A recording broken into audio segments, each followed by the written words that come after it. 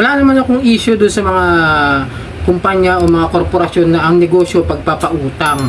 Ang issue lang naman kasi talaga na binabato namin dito ay yung mga maling pamamaraan ng paniningil at yung mga harassment at yung mga pamamahiya na ginagawa doon sa mga borrower na kung minsan kahit bayad na nga, minsan nga kahit wala pang utang o wala namang naging utang, pinapahiya nila, kinukuha lang ng impormasyon, tinatagtad ng kung ano-ano mga text at mga calls, di ba? Tapos ipopost ka social media, tapos padadalhan ka na kung ano-ano, pipilitin ka nila magbayad sa oras na mag-due date ka. At yun nga iba, kahit bayad nga, katulad nung nireklamo na sa NBI na ni-raid, yung 24 peso, bayad na nga yung ginang, sinisingil pa rin pa sa pamamaraan ng harassment. Kaya nga siya nag-complain at nagreklamo para matigil na yung mga ginagawa nilang paglabag doon sa karapatan ng borrower na bayad naman doon sa pagkakautang niya. Alright, welcome back mga ka-Johnny. Ito yung lingkod ka-Johnny ng Johnny Tour TV. Ito yung Johnny Depp, usapang utang, usapang ula. So, bago natin simulan ng lahat, maglalambing lang po ako sa inyo. Paki-follow na lang po ang aking mga social media account, ang Facebook, TikTok at itong aking YouTube channel. Paki-like na rin po, share, hit nyo yung notification bell para updated po tayo sa mga videos na ginagawa natin dito about sa usapan online lending apps. At yun nga, may nauulinigan ako, may naririnig ako, may napabalitaan ako na kung saan malapit na talaga matapos yung investigasyon ng Senado dito sa mga Pogo.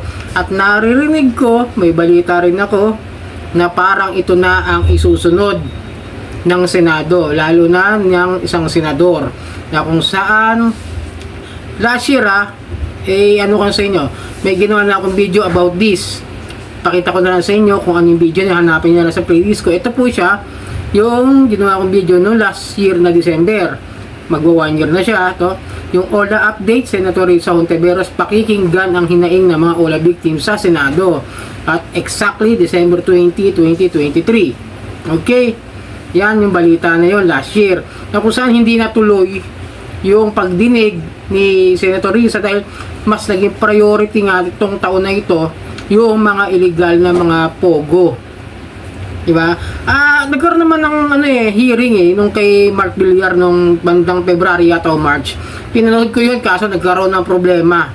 Biglang na-dismiss o na-remove yung hearing ng Senado na yon dahil sa kakulangan ng resource person. Biruin ninyo sa Senate hearing sila for aid of legislation dito sa mga abusadong OLA. Walang resource person yung mga OLA. Tapos ang nandoon lang nung time na yon ay yung GCash. Wala ring representative or resource person yung SEC nung time na yon. Kasi nung nagtanong si Mark Villar do sa hearing ng Senado na yun, wala talaga maliban sa GCash ang pumunta. Kaya paano nga naman sisimulan ng investigasyon? Kung walang pumupunta mga resource person, wala rin mga inibitahan na mga OLA victim para magpaliwanag sa kung anong klase ng mga paglabag sa karapatan ng mga tao etong mga abusadong OLA. Diba? Pero sana ngayon matuloy nga maimbestigahan na dahil matatapos naman na yung Senate hearing for aid of legislation nila para sa Pogo at dito sa mga ginagawa nilang batas para dito. Sana magkaroon na mas matalim na pangil ng batas about sa ganito. Kasi ang problema natin dito is hindi naman nga yung mga kumpanya yung pagtatayo ng mga pautang ng mga lending company, hindi naman yan. Ang problema nga yung paraan ng paniningil at kung ano ang koneksyon ng Pogo dito sa OLA. Diba? Sabi nga sa inyo doon sa balita na may ginawa akong video ayon sa mainstream media, hindi galing sa akin, talagang galing sa mainstream media, na yung mga SIM na ginagamit ng mga OLA company ay galing mismo doon sa mga Pogo. Na kung saan yung ginagamit nila pangharas para hindi sila basta-basta matrace. Biruin mo yon, nililisensyahan, pinaparehistro nila yung mga illegal nilang negosyo sa ahensya ng gobyerno para magmukhang lehitimo. Diba? Tapos gagamit sila ng iba't ibang mga number. Pagkatapos siguro nga, totoo nga yung usap-usapan na yung perang kinikita ng mga Pogo na yan ay pinapasok sa mga kumpanya ng pautang para magmukhang lehitimo nga. Kumbaga, yan yung tinatawag na money laundering. Yung galing sa mga illegal na transaksyon ay ipapasok sa mga ahensya ng gobyerno para gawing isang negosyo para magmukhang malinis yung perang galing sa marumi. Kaya nga yan na money laundering scheme. Diba? Biruin mo, illegal yung pinanggilingan, tapos gagawin mo legal para para paparehistro mo para lang magmukhang legal. May mga ebidensya na kung saan nga ginagamit yung mga SIM, doon pala kinukuha ng mga OLA para gamitin sa panghaharas ng sa mga borrower. Diba? Ganun. Kaya dapat lang talaga na imbestigahan ito ng Senado at gawing mas matalim yung batas dito, yung unfair debt collection na kung saan ay nakatenga pa rin at hindi pa rin siya na ipapasa. Pero parang sa Congress meron pa rin nakabinbin, parang sa Congress ko yata na anuhan yun ng financing consumer protection. Yun ang pagkakarinig ko, parang yun yata ay nakapasang batas sa Congress. Pero sa Senate, yung unfair debt collection practices, nakatenga pa rin, alam ko. Yung pagkakabalita ko, hindi pa rin siya na dahil nga, hindi pa rin na itutuloy yung Senate hearing dito sa usapin ng mga abusadong OLA. Pero mo, ilan na ba yung mga na-raid na patuloy pa rin sa pag-ooperate? Ilan na ba yung biktima na panay-panay ang mga nararanasan na harassment kahit bayad na? Kahit hindi naman nakagautang, sabihin mo na may utang, nagkautang talaga yung tao, pinilit mabayaran, o nabayaran niya, nagulat na lang, may pumapasok na pera, nag-auto-reloan, magugulat na lang, ang laki na ng interest kahit binayaran niya yung araw na yon, o lumagpas lang ng oras na sinabi noong mga all agent, sabihin nilang 11 AM ng umaga, bayaran, lumagpas ng isang oras, biruin mo sisingilin ka ng dagdag ng interest. Pero may narinig pa nga ako dyan ng mga OLA na 1,000 per day daw ang penalty. Paano makaahon sa utang yung tao kung ganun ba naman ang papato mong interest, di ba? Hindi na nga makatao yung mga patubo nila, hindi pa makatao kung paano sila maningil. Ganyan ka balasuba sa mga OLA na yan. Kaya wala namang problema kung ang OLA matino na nagpapautang. Katulad ng i-sample ko sa inyo, ilan lang talaga yung mga OLA na mapagkakatiwala, no, maaasahan. At mas maganda nga talaga na siguro kung may matitira man, yun yung mga talagang sumusunod sa batas ng SEC at ng BSP at doon sa mga hindi lumalabag sa mga karapatan ng mga borrower. Ngayon kung meron man dyan, talagang bilang.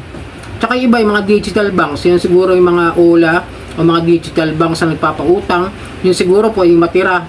Kasi problema nung iba yun kung sakasakaling nadadamay kasi sila ng mga OLA farmer. Yung mga farmer din dapat maging sa mga OLA farmer dapat maging pagmatsyag din naman yung mga mahigpit na mga legit na mga OLA. Pero yung sa mga abusadong OLA, diyan sila kasi kumakana yung mga OLA farmer. Papayo ko lang wag nyo nang tularan yung mga OLA farmer na yan dahil mga pabigat lang din yung mga yan. Kaya hindi tayo minsan naridinig ng gobyerno o ng mga ahensya.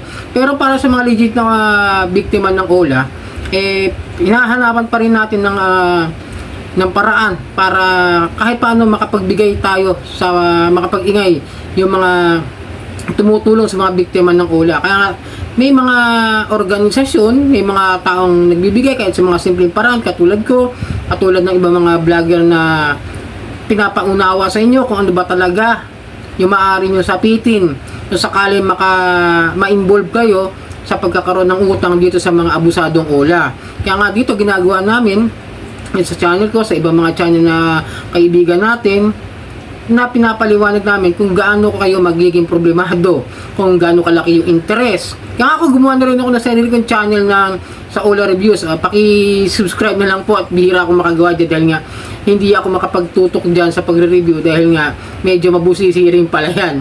Pero hanggat maaari, gagawa ko ng mga review para doon sa channel na yan, yung Tor TV, yung True Honest OLA Reviews TV. Subscribe na lang po kayo, pakita ko sa inyo para kung sakasali, maglalambing lang, pakisuportahan na lang din po para kung sakasakali makapag-update ulit ako sa mga OLA review, dyan ko na lang gagawin. Legit yan na magre-review kung okay ba talaga yung OLA o hindi, kung abusado ba yan o hindi, diba? Kaya yung payo ko sa inyo bago kayo maghiram sa mga ganyan, alamin nyo yung mga OLA na papasukin ninyo at sa ahensya naman ng mga gobyerno at pati na rin sa mga nakatataas na nasa Senado o sa Kongreso, sana magkaroon na ng mas matinding batas o mas pangil para sa batas na yan dyan sa mga abusadong OLA na mga lumalabag sa karapatan. Biruin nyo, ang dami ng ginagawang kalokohan, biruin mo, may pumupunta pa nananakot para lamang mga singil doon sa mga utang na kaya naman bayaran kung tutuusin, kung sumusunod lang sa tamang patubo o interest. Kasi kung pagpaputakin mo nga, minsan nahihiram ng 3,000, bibigay mo 1,500, tapos for 7 days, kailangan maibalik mo 3,000 ulit. Diba, napakahirap naman nun. Paano kung akin sinas katapusan yung ang pasok ng sahod niya, nagkaroon siya ng alanganing kailangan na emergency for 7 days, kung hindi pa kayang bayaran, diba, dapat siguro dagdagan pa yung ganong klase ng mga batas, habaan pa. Siguro sapat na yung mga 3 months o 4 months nga para kayaning bayaran ng isang borrower yung mga ganyang klase ng mga pautang kung sakasakali. At mas pag-igihan din ng SEC yung pagsasala diyan sa mga OLA na nag-a-apply sa kanila, na kumukuha ng rehistro sa kanila, ng lisensya sa kanila. Tignan nila maigi kung talaga ba tunay yung mga address nila, tunay ba yung mga dokumento na ibinibigay sa kanila, saan ba sila galing, kung ano bang galing na kumpanya. Baka mamaya rebook na, nag-a-apply na lang ulit, di ba? Tapos ayan, magsisimula na naman ng lagim, mag-aahasik na naman ng lagim yung mga OLA na abusado. So yun mga kadyani, update ko lang kayo kung sakasakali. Sana nga matuloy yung nababalitaan ko na yan, at dinggid na sana ng Senado, at pag-igtingin yung batas para sa mga abusadong OLA. Yun lang po ang ating video ngayon, at magsalalambing lang po ulit, paki-subscribe na lang po, paki-follow na po social media account ko, Facebook, TikTok at ang aking YouTube channel, at hanggang sa muli, Sarang Hamnida po.